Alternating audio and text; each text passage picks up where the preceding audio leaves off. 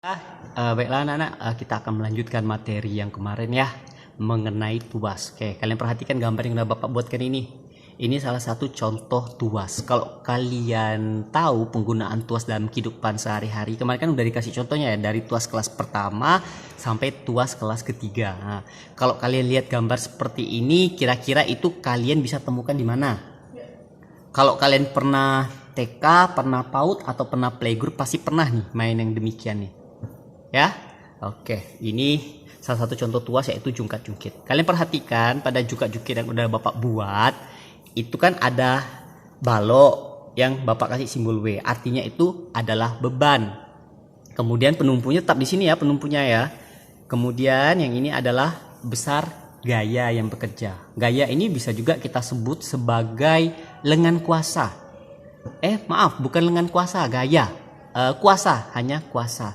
Oke. Perhatikan di antara beban dan titik tumpu itu terdapat lengan beban. Jadi ada istilah baru nih, ada lengan beban, yaitu berada di antara beban dan titik tumpu. Selanjutnya di antara titik tumpu dan kuasa itu ada lengan yang kita kenal dengan istilah lengan kuasa. Bagaimana hubungan dari keempat istilah ini? Keempat istilah ini dapat kita gunakan formula atau persamaan ini saja nih, cukup yang ini. Di mana F kalian kalikan dengan L itu akan sama dengan W kalian kalikan dengan LB atau lengan beban. Jadi F dikalikan dengan LK ya, F dikalikan dengan LK akan sama dengan W dikalikan dengan LB. Persamaan ini digunakan jika kedua posisi bendanya itu dalam keadaan seimbang. Seimbang nih, kode seimbang, makanya berlaku persamaan seperti ini. Kemudian yang namanya pesawat sederhana itu pasti ada keuntungan ya yang kita peroleh. Yang namanya juga kemarin pesawat sederhana itu pesawat yang dapat memudahkan pekerjaan. Dengan memudahkan pekerjaan itu muncullah istilah yang kita sebut sebagai keuntungan mekanis. Dengan adanya keuntungan mekanis ini, maka pekerjaan kita jadi lebih dimudahkan. Artinya apa? Jika kalian ingin memindahkan beban yang berat, itu tidak mungkin gaya yang kalian keluarkan atau usaha kerja yang kalian keluarkan itu sebesar beban tersebut. Pasti akan lebih kecil. Karena apa? Karena kalian menggunakan pesawat sederhana. Jadi ada istilah yang kita sebut sebagai keuntungan mekanis. Keuntungan mekanis ini diperoleh dengan menggunakan persamaan beban dibagi dengan gaya atau kuasanya ya. Akan sama dengan juga ketika kalian menggunakan lengan kuasa dibagi dengan lengan beban. Jadi ini persamaannya. Kalau kalian nanya, Pak, boleh tidak saya menggunakan persamaan ini? Boleh. Ini boleh, ini juga boleh, tidak jadi masalah. Karena dengan persamaan ini kan kalau kita kali silang nih, coba kalian kali silang. W kali LB. Ini kan? F dikali LK. Ini? Iya, jadi boleh ini, boleh ini. Jadi kalau misalnya Bapak ajarkan kepada kalian itu mudah saja. Langsung aja di sini ada F dikalikan dengan LK sama dengan W dikalikan dengan LB. Ini tinggal kalian putar saja rumusnya. Oke, sekarang kita akan lihat di contoh soalnya di sini. Soalnya Bapak ambil di LKS. Oke. Perhatikan. Berdasarkan gambar, agar posisi tuas tersebut menjadi seimbang, berarti diminta posisinya seimbang ya. Tahu kan tadi posisi seimbang? Seperti gambar yang sebelumnya Bapak sampaikan, Bapak berikan kepada kalian tuh. Oke, di sini ada benda, berarti kita anggap W. Antara benda dengan titik tumpu, di sini titik tumpunya, itu kita sebut sebagai lengan beban. Berapa panjang lengan bebannya dari posisi benda ke titik tumpu? 2 meter. Kemudian di sini diberikan gaya atau kuasa sebesar 100 Newton. Dan dari titik tumpu ke kuasa ini itu ada lengan kuasa, di mana lengan kuasa ini panjangnya 5 meter. Yang diminta itu adalah maka massa beban yang diangkat adalah, berarti massa beban itu yang di sini, yang di W. Diketahui percepatan gravitasi 10 meter per sekon kuadrat. Oke, sebenarnya ada trik. Kita tidak masalah tidak menggunakan ini, tetapi untuk F-nya itu kita hilangkan nolnya 1. Boleh digunakan, boleh juga tidak. Oke, sekarang kita masukkan ke rumusnya. Oke, masih ingat ya rumusnya tadi itu? Langsung aja, ini dikalikan dengan ini, berarti F dikalikan dengan LK sama dengan ini W dikalikan dengan LB. Berapa besar F-nya? F-nya itu 100 Newton. 100 Newton dikali dengan berapa besar lengan kuasanya? Itu 5 meter. Sama dengan di sini W. W itu dengan F ini satuannya sama-sama Newton. Makanya di sini harus kita pecah dulu nih. W itu masuk ke rumus baru, M dikali dengan G. Dikali dengan lengan beban. Lengan bebannya itu 2 meter ya. Lengan bebannya itu 2 meter. Oke. Kemudian kita masukkan.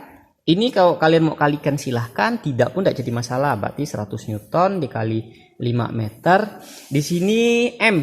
M yang ditanyakan. Massa beban. Berarti M dikali berapa besar G-nya? G-nya itu 10. Gravitasi. Percepatan gravitasinya 10 dikali dengan 2 meter. Oke. 2 meter. Oke. Sampai di sini bisa kita selesaikan. Ini ada ini M-nya M meter, boleh kita coret nih dengan ini.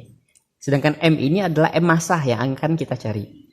10 ini nolnya 1, boleh kalian coret dengan 100 yang di sini. Jadi nolnya hilang. Yang tadi Bapak bilang, dari sini kok kalian tidak mau menggunakan ini boleh, tetapi yang ini kalian hilangkan nolnya 1. Oke, lanjut. 10 dikali 5 sama dengan M dikali 2. Selanjutnya 10 dengan 2 ini boleh dicoret ya, karena dalam operasi matematika pembagian itu kalau ada bilangan yang berbeda ruas, itu tanda sama dengan ini kita anggap sebagai pembagian. Oke, 10 dibagi 2 dapat 5. 5 dikali 5, 25. Jadi massa benda tersebut adalah 25 kg. Ingat ya, ini jika posisinya seimbang. Oke, kita akan melanjutkan tentang pembahasan mengenai bidang miring. Tuas tadi udah ya, oke, sekarang kita ke bidang miring. Dalam kehidupan sehari-hari itu contoh simpel dari bidang miring itu adalah tangga yang sering kalian lewati di sekolah. Tapi ini karena pandemi COVID-19 itu kurang lebih udah berapa bulan ya kalian tidak ke sekolah nih. Dari Maret sekarang sudah September, 6 bulan 1 semester. Bapak rasa tuh rambut kalian udah pada panjang-panjang tuh yang cowok tuh kalau tidak pergi potong rambut tuh.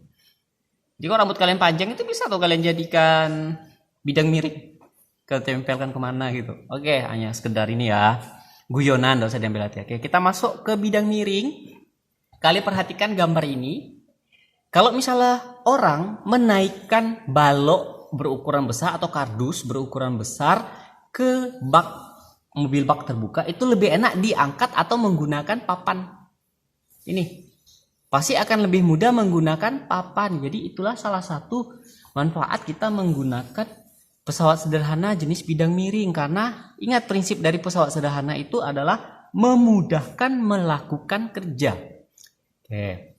Jadi sepanjang ini ya anak-anak, kalian perhatikan, sepanjang ini nih kita sebut sebagai panjang dari bidang miring. Kemudian ini adalah tinggi dari bidang miring tersebut. Nih, tinggi dari bidang miring tersebut. Sehingga kalau digambarkan posisinya akan seperti ini. Jadi seperti segitiga.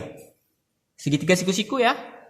Kalau digambarkan posisinya akan seperti segitiga siku-siku. Dengan adanya beberapa panjang, kemudian ketinggian, beban yang didorong dan kuasa yang diberikan agar benda tersebut dapat berpindah, muncullah persamaan yang berlaku pada bidang miring, di mana beban dikalikan dengan ketinggian dari benda yang akan dinaikinya itu sama dengan gaya atau kuasa dikali dengan panjang papan yang digunakan. Jadi kalau nanti kalian menggunakan persamaan ini boleh, persamaan ini juga boleh. Untuk perhitungannya itu cara penghitungnya kurang lebih sama dengan tuas contoh sebelumnya Bapak berikan kepada kalian. Oke, nanti silakan kalian berlatih ya. Oke. Lanjut lagi, ingat di dalam bidang miring atau pesawat sederhana pada umumnya itu kan tadinya memudahkan kita melakukan kerja. Dengan memudahkan kita melakukan kerja berarti ada keuntungan mekanis. Jadi sama nih rumus keuntungan mekanisnya ini dengan yang tuas. Ini keuntungan mekanisnya itu W dibagi dengan F. Di tuas tadi juga sama ya, W dibagi dengan F. Cuman pada bidang miring ini tidak ada lengan beban dan lengan kuasa, tetapi yang ada itu adalah panjang papan dibagi dengan ketinggian papan tersebut dari dasar. Nah, seperti ini. Oke. Untuk penugasan pada bidang miring, nanti silahkan kalian coba bungkus pisau menggunakan kertas. Paham enggak maksudnya? Nanti kalian ambil sebuah pisau, misalnya ini pisau, kalian bungkus pakai kertas sampai semuanya tertutupi. Ya, sampai semuanya tertutupi. Setelah semuanya udah tertutupi, nanti kalian buka kertas yang membungkusnya itu. Setelah kalian buka kertas yang membungkusnya itu, nanti kalian lihat bangun apa yang terbentuk. Ingat tuh, bangun apa yang terbentuk. Bisa ya? Oke. Untuk bidang miring Bapak anggap bisa. Contoh soalnya nanti saja Bapak berikan di akhir. Baiklah, untuk pesawat sederhana selanjutnya yaitu katrol dan roda berporos. Nanti silakan kalian buat ringkasannya ya. Dimana yang perlu kalian ketahui dari katrol itu yang pertama adalah macam-macam katrol. Ada berapa macam katrol yang kalian ketahui di bukunya itu bisa kalian cek. Kemudian yang kedua itu keuntungan mekanis. Ingat, kembali lagi ke prinsip dari pesawat sederhana tadi, memudahkan dalam melakukan kerja. Berarti pasti ada keuntungan mekanisnya. Jadi silakan nanti kalian buat keuntungan mekanis dari menggunakan katrol. Semakin banyak tali yang meliliti katrol tersebut, maka keuntungan mekanisnya juga akan semakin besar. Artinya apa? Beban yang diberikan itu kita angkat, gaya yang kita berikan malah semakin kecil. Makin mudah kita melakukan kerja tersebut. Bisa ya? Selanjutnya untuk roda berporos. Kemudian untuk roda berporos, nanti silahkan kalian baca sajalah. Dalam kehidupan sehari-hari pun pasti kalian tahu lah ya, roda berporos misalnya pada kendaraan bermotor. Bayangkan kalau kendaraan bermotor tersebut tidak ada porosnya. Gimana bergeraknya tuh? Kalian dorong pun ya tetap tidak bisa berputar kan rodanya kalau tidak ada roda berporosnya. Tidak ada porosnya. Oke, baiklah anak-anak, Bapak rasa cukuplah untuk materi kita mengenai energi dan pesawat sederhana ya. Dan ada lagi sih satu materi nanti akan Bapak sampaikan mengenai ya, materinya tuh mengenai prinsip kerja pesawat sederhana pada sistem gerak manusia. Jadi misal pada saat kalian mengangkat barbel itu kan pasti menggunakan prinsip dari tuas. Kalau tidak menggunakan tuas nanti barbelnya tidak bisa terangkat kan. Oke, nanti sambil juga Bapak berikan materi ini silahkan kalian baca ya. Oke, Bapak rasa cukup untuk materi kita. Bapak akhiri, selamat pagi. Wassalamualaikum warahmatullahi wabarakatuh.